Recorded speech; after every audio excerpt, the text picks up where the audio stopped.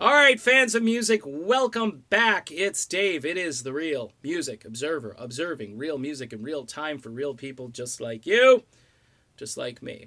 All right, since the whole thing that happened last week with me and my reading of an article and so forth, a lot of people have approached me. Funny, it's interesting how that works.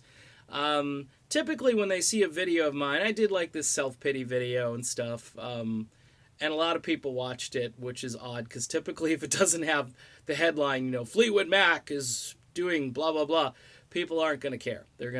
He's just talking about himself, so let's move on. But they actually watched it, which is interesting because maybe I can do a channel like Seinfeld. I can just talk about nothing and people will watch me. I can try to be entertaining and so forth, but that's,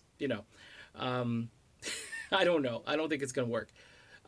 But people have approached me and they've said, hey, not only are you right about what you're talking about, but then about money and influence and so forth, but then we talk about hired guns within different bands. And Fleetwood Mac, they got Mike Campbell, they got Neil Finn. They did a 2-for-1. They lost Lindsay and they got two guys to replace Lindsay. Okay?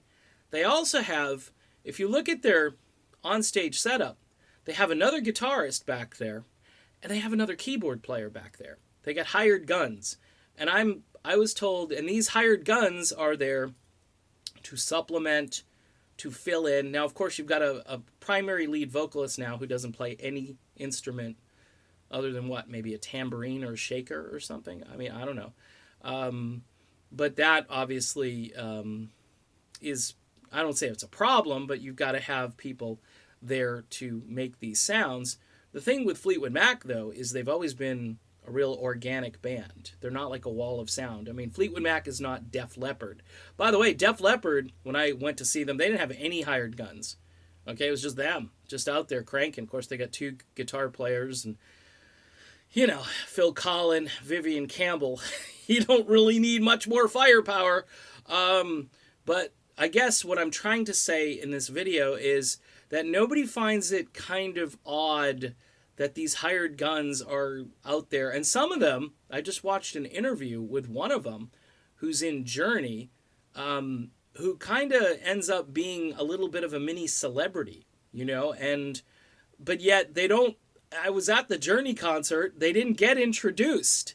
It didn't say, here he is, so-and-so on keyboards. And it's like, interesting. But yet he's out there doing interviews.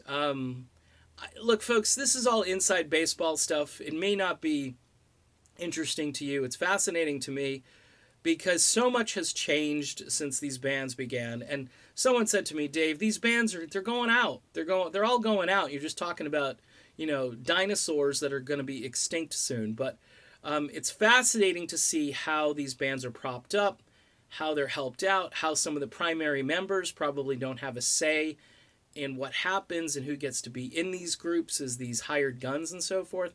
Fleetwood Mac has 2 additional hired guns in this group. And I still think Rumors ATL sounds better. I'm just saying, when you work really hard at replicating a sound and you stick to the basics and people still have vocal chops and Lindsey Buckingham, isn't in the group anymore, it makes a difference between, say, a great tribute band and a band that has lost kind of like its impetus or, as Lindsey Buckingham said, their perspective. Yeah, I think he was right. All right, done with this video. Hired guns, folks. Check them out on stage. They're up there. And you should scratch your head and wonder, why is that person there? And what are they doing? All right, done. See you soon.